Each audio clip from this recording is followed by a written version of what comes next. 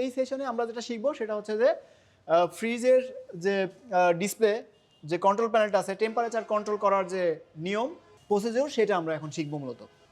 এই হাইসেন্স ফ্রিজের জন্য স্ট্যান্ডার্ড টেম্পারেচার কত, ডিপের জন্য কত, মানে ফ্রিজারের জন্য কত আর ফ্রিজের জন্য কত। বাট আমরা হাইসেন্সের কমিউনিকেশন হচ্ছে নর্মালের জন্য 4 ডিগ্রি সেলসিয়াস আর ডিপের জন্য হচ্ছে -18 ডিগ্রি সেলসিয়াস। এটা কি, এটা হচ্ছে আপনার স্ট্যান্ডার্ড, এর থেকে আপনি কমাইতে বা বাড়াইতে পারবেন, কোনো সমস্যা নেই। তো আমরা ফ্রিজটা একটু ওপেন করি, এটা একটু পাওয়ার দিয়েছি আমরা, এটা আমরা দেখব। এটার ডিসপ্লেটা কি দেখছেন কোথায়, এই ডিসপ্লেটা হচ্ছে একটু ওপরে। আমরা সাধারণত কি সিনারিও দেখি, একটা ফ্রিজের মধ্যে প্লাগ ইন করি তখনই ফ্রিজ কি হয়, চালু হয়। এরকম পাওয়ার বাটনের কিন্তু আলাদা করে কোনো বাটন নাই। বাট আমি এখন যে কাজটা করেছি এটা কি, পাওয়ার দেওয়া আছে ঠিকই কিন্তু ফাংশনালি ফ্রিজটা বন্ধ আছে।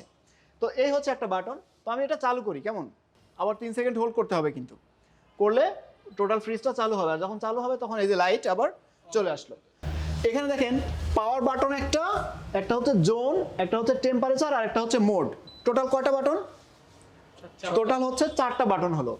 আচ্ছা এখন দেখি এই জোন দিয়ে কি বোঝাচ্ছে দেখেন, এই যে জোন, এই যে এই ফ্রিজ অপশনটা সিলেক্ট হয়ে আছে, এটার মানে কি, মানে হচ্ছে এই অংশটা এখন কি অ্যাক্টিভ।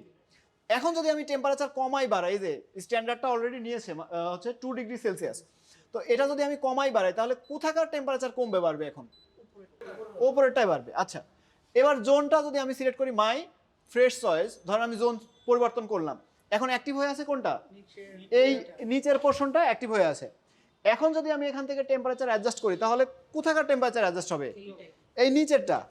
আচ্ছা তো নিচেরটার এই যে মাই ফ্রেশ চয়েস হচ্ছে মূলত এটা আসলে ফ্রিজার, বাট ফ্রিজারকে আপনি 5 ডিগ্রি সেলসিয়াস টেম্পারেচার থেকে -24 ডিগ্রি সেলসিয়াস পর্যন্ত আপনি অ্যাডজাস্ট করতে পারবেন। তাহলে কি দাঁড়ালো, তাহলে যেটা দাঁড়ালো সেটা হচ্ছে যে আপনি এখানে কাঁচা মাছ মাংসও রাখতে পারবেন, সফট ফ্রোজেন আইটেমও রাখতে পারবেন, যেরকম চকলেট, মিল্ক, এগুলোও আপনি এখানে রাখতে পারবেন। আবার নর্মাল একটা ফ্রিজ হিসেবে, মানে নর্মাল ফ্রিজ হিসেবেও এটাকে আপনি ব্যবহার করতে পারতেছেন এই জোনটা। হ্যাঁ কনভার্টেবল টাইপের। তো এই কারণেই মূলত এটাকে বলা হচ্ছে মাই চয়েস, ইওর চয়েস। আপনার চয়েস যদি হয় ডিপ রাখা, মানে ফ্রিজার রাখা, ফ্রিজার রাখেন। আপনি যদি ফ্রিজ করতে চান সেটাও পারবেন, সফট ফ্রোজেন যদি করতে চান সেটাও পারবেন। আচ্ছা এরপরে আমি পরের জোনটা সিলেক্ট করি, কি হয় দেখি। এখানে দেখেন আমি পরের জোনে প্রেস করলাম, এখন যেটা অ্যাক্টিভ হয়ে আছে, কোনটা অ্যাক্টিভ হয়ে আছে, এই যে ফ্রিজারটা অ্যাক্টিভ হয়ে আছে। তো ফ্রিজারটা অ্যাক্টিভ হয়ে আছে মানে আমি এখন টেম্পারেচার যদি চেঞ্জ করি তাহলে কি হবে, কোথাকারটা চেঞ্জ হবে ভাইয়া, এই আপনি বলেন তো কি নাম আপনার, নাসির বলেন তো কোথাকার টেম্পারেচার চেঞ্জ হবে এখন, এই পোর্শনটা মানে ফ্রিজার পোর্শনের টেম্পারেচারটা এখন চেঞ্জ হবে। তো এভাবে আমরা কততে রাখবো, -18তে রাখবো, এটাই হচ্ছে স্ট্যান্ডার্ড।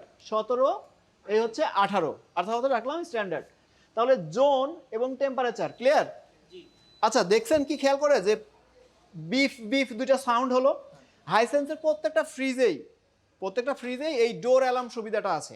মানে একটা নির্দিষ্ট টাইম হতে পারে 2 মিনিট বা 3 মিনিট, এরকম যদি সময় ধরে আপনি ডোরটা ভুলে ওপেন থাকে তাহলে এরকম করে ডোর অ্যালার্ম দিবে।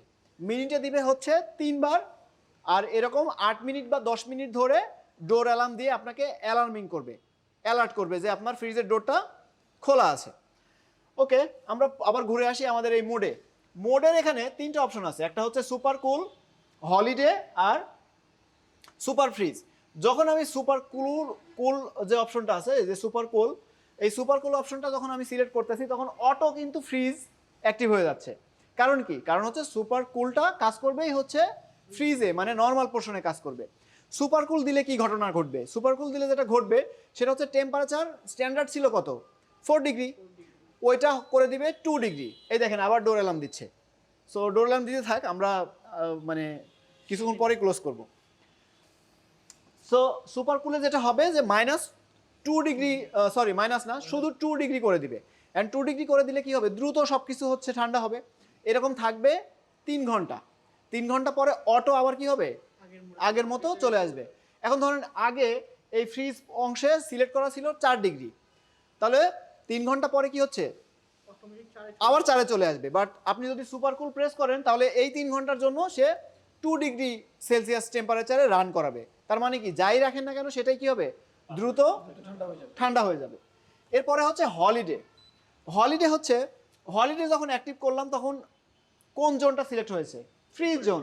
তার মানে কি এই ফ্রিজ জোনেই হচ্ছে হলিডের কাজ, তাই না? মানে হচ্ছে আপনি যদি ফ্যামিলি ট্যুরে থাকেন 10 দিন 12 দিন 5 দিন 6 দিনের জন্য, সেক্ষেত্রে আপনার নর্মাল পোর্শনে কিন্তু এতদিন খাবার থাকবে না, ঠিক।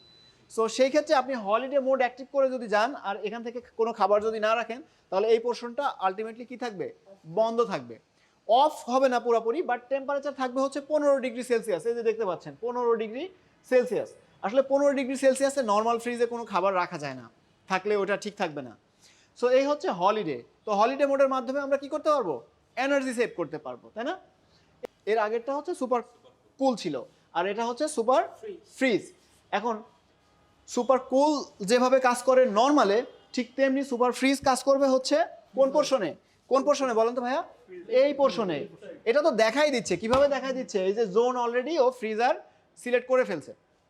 আচ্ছা, তো সুপার ফ্রিজের কারণে কি হবে, আমরা যদি একসাথে বাল্ক অ্যামাউন্টের মাছ মাংস রাখতে চাই, কোরবানির সময় যেটা হয়, বা অনেক সময় একসাথে অনেক বেশি বাজার করে ফেলছেন, সেক্ষেত্রে এত খাবার খুব দ্রুত কম সময়ে ফ্রোজেন করার জন্য এই ব্যবস্থা সুপার ফ্রিজ। তো সুপার ফ্রিজ যদি আপনি একবার অ্যাক্টিভ করে দেন তাহলে টেম্পারেচার হয়ে যাবে হচ্ছে মাইনাস কত, 24 ডিগ্রি সেলসিয়াস, এবং এটা থাকবে হচ্ছে সর্বোচ্চ 52 ঘন্টা পর্যন্ত। 52 ঘন্টা পরে এটা অটো ডিঅ্যাক্টিভ হয়ে যাবে এবং পুনরায় আগের যে আপনার -18 বা 17 বা যেটাই আপনি সেট করেছিলেন সেইখানে চলে আসবে। এখন এই 52 ঘন্টার মধ্যে আপনি চাইলে যে কোনো সময় আবার কি করতে পারবেন, এটাকে অফও করে দিতে পারবেন। তো এটা হচ্ছে খুবই সিম্পল একটা অপারেশন। জি বলুন না। এটা দিয়ে কাজ করবে, এটাতে করবে না, এরকম কোনটা সুপার কুল, সুপার ফ্রিজ? এইটা বোঝার উপায় তো এখানে, সুপার ফ্রিজ কোন জোনটা অ্যাক্টিভ হয়েছে, এই কর্নারটা, তাহলে এই কর্নারটাই কাজ করবে। কারো কোনো প্রশ্ন আছে ভাইয়া? এখানে আসেন তো একটু, আসেন, এদিকে আসেন, এসে দেখেন কোনো প্রশ্ন যদি থাকে তাহলে, বা কোনো কিছু বুঝতে পারেনি এরকম কিছু থাকলে জিজ্ঞেস করেন। ক্লিয়ার? এই ফ্রিজ নিয়ে কি আর কোনো জটিলতা হবে? এই যে অপশনগুলো এখানে আছে, আমাদের হাইসেন্সের যত ফ্রিজ আছে সব ফ্রিজেই অলমোস্ট এই অপশনগুলোই ঘুরে ফিরে আছে। ওগুলা কি পারবো কন্ট্রোল করতে? আচ্ছা ঠিক আছে।